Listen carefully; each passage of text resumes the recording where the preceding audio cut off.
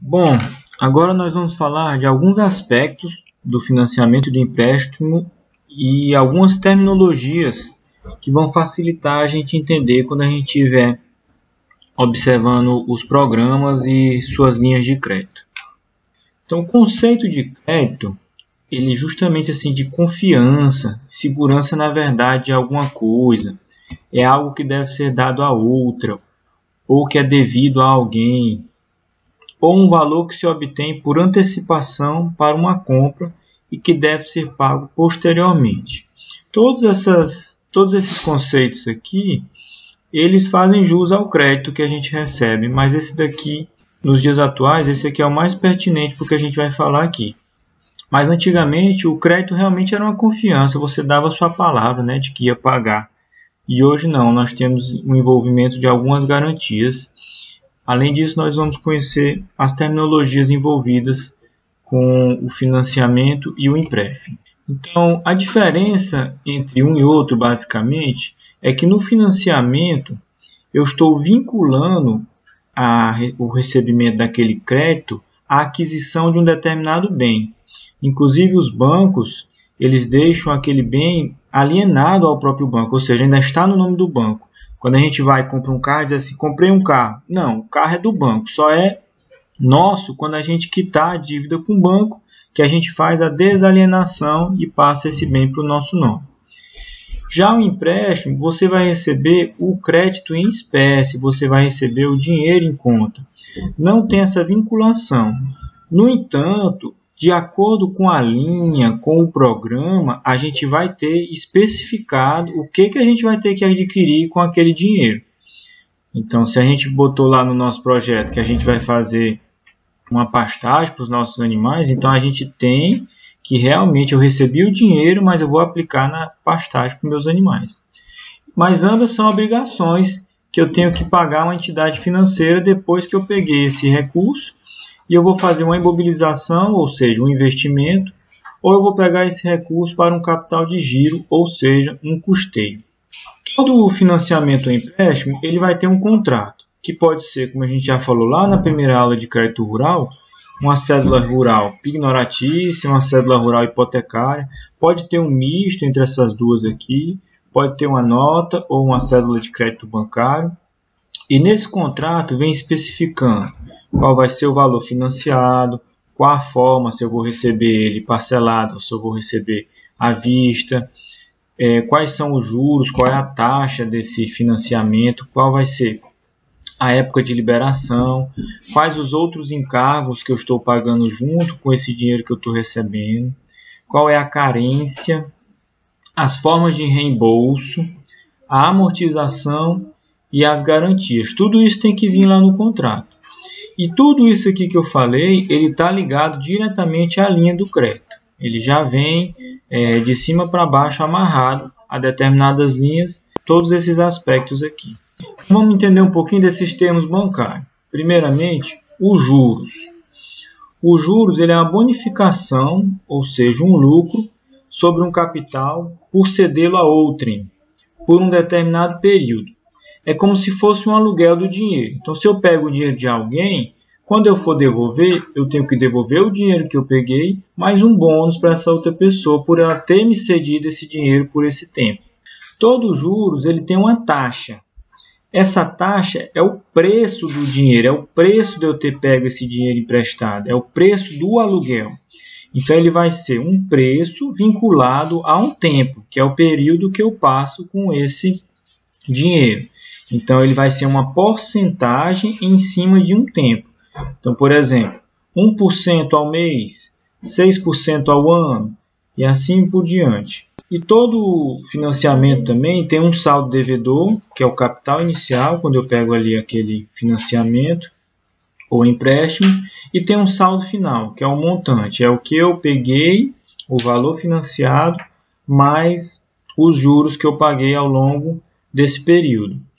E o saldo devedor ele tende a diminuir quando a gente inicia as amortizações. Os juros ele pode ser simples ou composto. O juros simples é uma taxa de juros que incide sempre sobre o mesmo capital inicial. aquele dinheiro que eu peguei lá no início do contrato, os juros vai incidir sempre sobre ele. Por exemplo, eu peguei R$1.000 para fazer uma plantação de banana. Há uma taxa de 5% ao mês durante 3 meses. Então, no primeiro mês eu vou pagar aquele meu capital inicial vezes 5%, ou a taxa 5%. Então, eu vou pagar R$50. No segundo mês, o capital não muda, porque os juros é simples, e eu vou multiplicar pela mesma taxa, 5%, eu vou pagar os mesmos R$50. E assim por diante. Total de juros, eu vou pagar R$150. Então, esse aqui é o juro simples. A gente pode calcular ele pela seguinte forma. Os juros vai ser igual ao capital inicial, o dinheiro que eu peguei, vezes a taxa, vezes o período de tempo. E o montante, que é o valor final que eu vou pagar, vai ser o capital inicial mais os juros. Ou seja, no caso aqui que a gente mostrou no exemplo, a gente vai pagar R$1.150 no final do financiamento. Já quando a gente fala em juros compostos, essa taxa vai incidir sobre o montante do mês anterior. Ou seja, é juros sobre juros.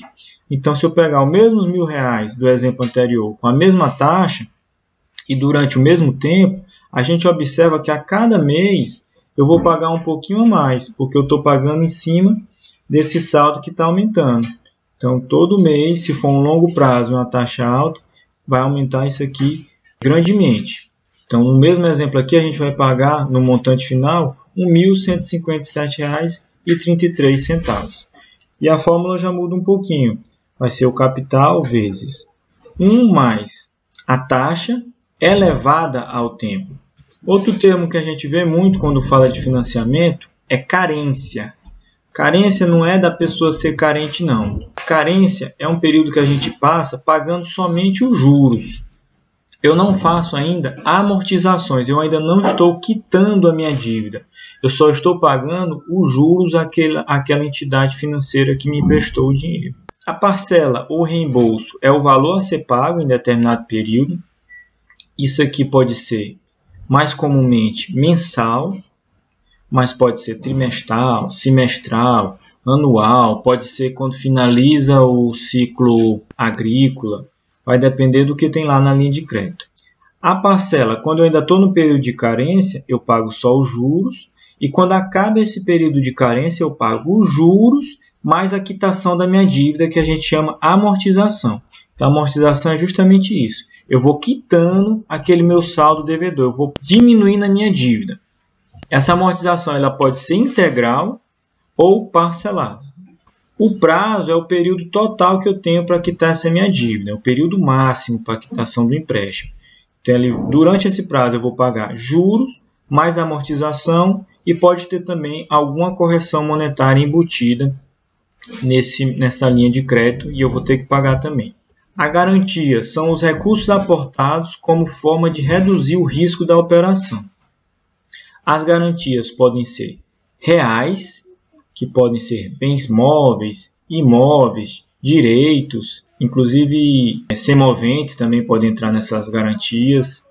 E nós temos as garantias pessoais ou fidejussórias, que são garantias baseadas na honra, na palavra, na pessoa. E essas aqui podem ser divididas em aval e fiança.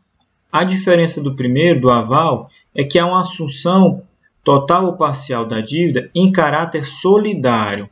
Então, por exemplo, se alguém topou ser meu avalista e por algum motivo eu não consegui pagar essa minha dívida, nós dois agora estamos devendo ao banco. Eu e o meu avalista.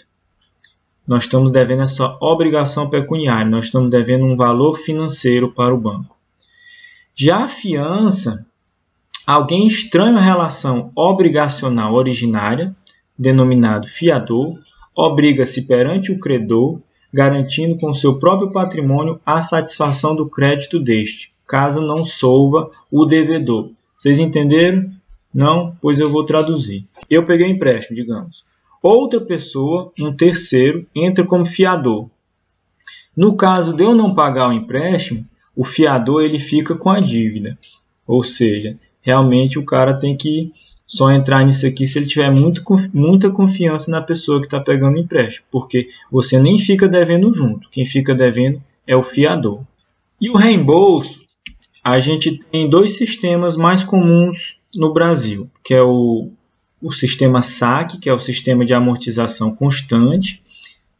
Na maioria dos casos, os empréstimos, as linhas de crédito brasileiras, esse reembolso é baseado nessa forma aqui de pagamento, mas nós temos também o sistema francês, também conhecido como sistema Price, onde, de vez de ser amortização constante, quem vai ser constante são as prestações. Então, vou mostrar aqui um exemplo para vocês.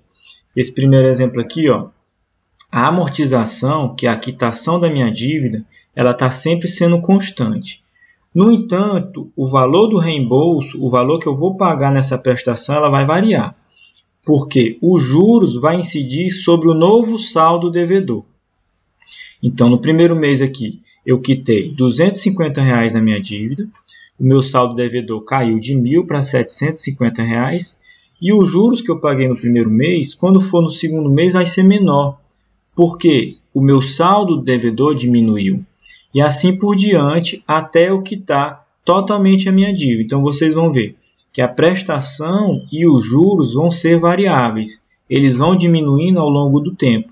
Já a minha amortização, ela é constante, sempre é o mesmo valor. De maneira geral, esse sistema aqui, ele sai mais em conta para o tomador do empréstimo. E nós temos o sistema Price, que agora quem vai ser constante vai ser o valor do reembolso, vai ser o valor da minha prestação. Então, vocês observam aqui que no primeiro mês eu vou pagar R$ 269,03, no segundo mês a mesma coisa e assim por diante. Agora, a minha amortização, ó, ela vai variar. No primeiro mês eu amortizei R$ 239, no segundo mês R$ 246, no terceiro mês e assim por diante. Então, vai ter uma amortização variável, mas a prestação é constante. E no final eu vou pagar a mesma coisa de amortização para o banco. No entanto, em geral, nesse sistema aqui, acaba saindo um pouco mais caro. Já existe também um sistema que ele faz um misto desses dois sistemas aqui, que ele faz uma parte do empréstimo no sistema SAC, uma parte do empréstimo no sistema Price. Mas não é tão comum de achar. E por hoje era só, temos bastante termos aí para vocês estarem se acostumando e até a próxima aula.